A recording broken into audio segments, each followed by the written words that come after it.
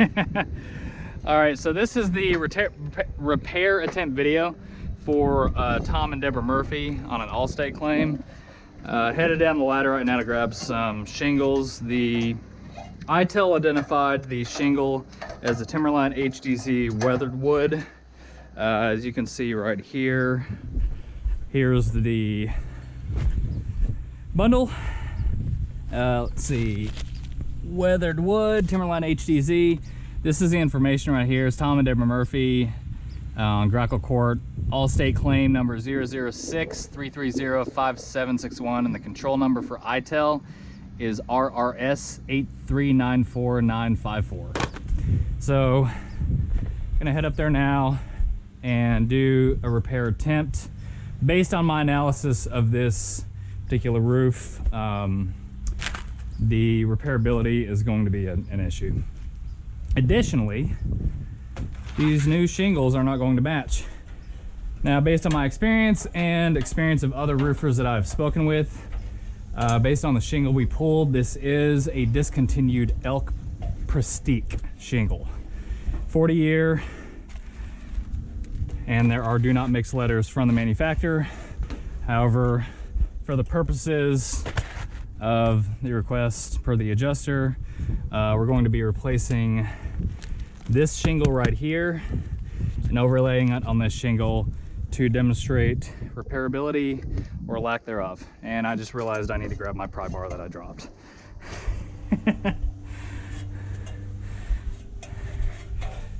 Oh, thank you, sir. Okie dokie. So these two shingles look okay. This one right here, we actually need to replace two of these because they've both been damaged. So I'm gonna be attempting to lift the shingles that need repairing. So this shingle needs to come out.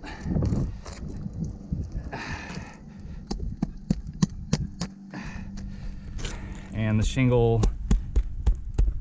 directly above it. Now, based on the age of these shingles, repairability is a major concern here. However, we're going to attempt it with an unbiased approach.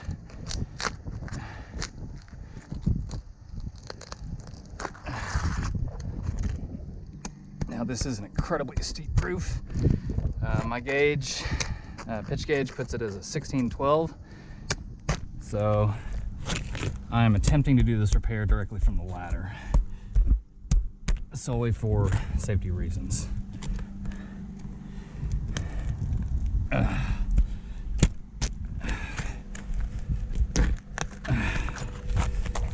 So it looks like we're able to get this shingle loose.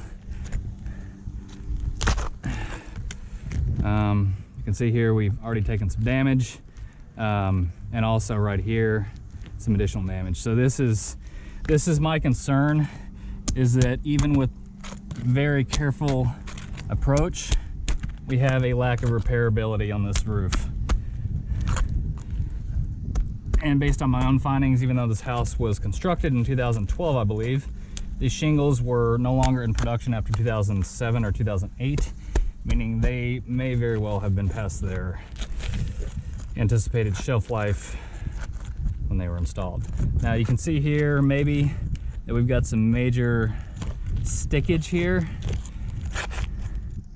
And so my analysis on this is that we've got some mat transfer and some delamination on this lower shingle. And right there, you can see, once I get this shingle up,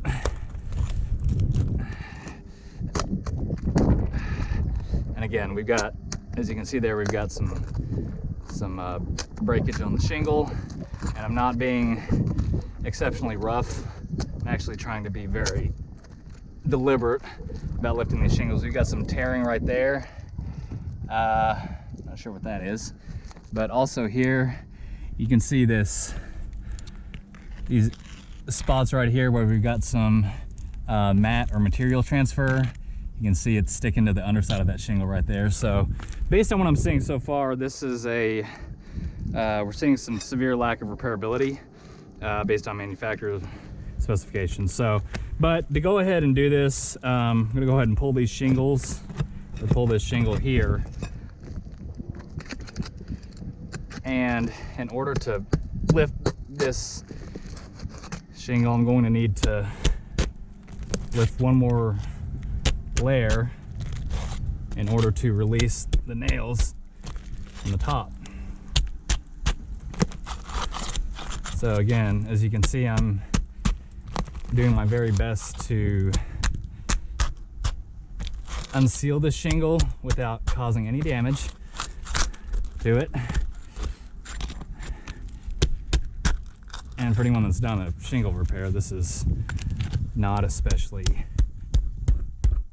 easy and does require a pretty light touch, and you can see here we're already getting some tearing.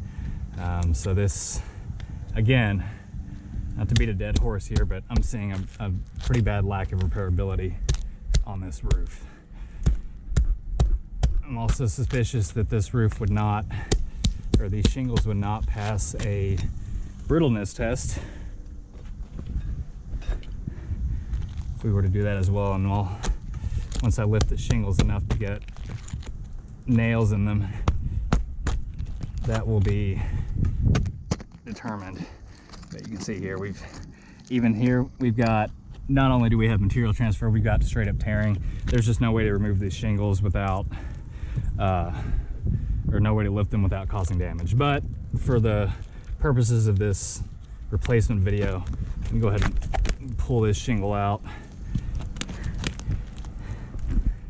And we'll see here if we can get this guy out. And again, we've got really bad material transfer and tearing, attempting to get these nails loose. And from a repairability perspective, this roof just doesn't have it. And anyone watching, I apologize for the drawn out nature of this video, but I want to make sure I'm doing my due diligence to get these shingles loose. And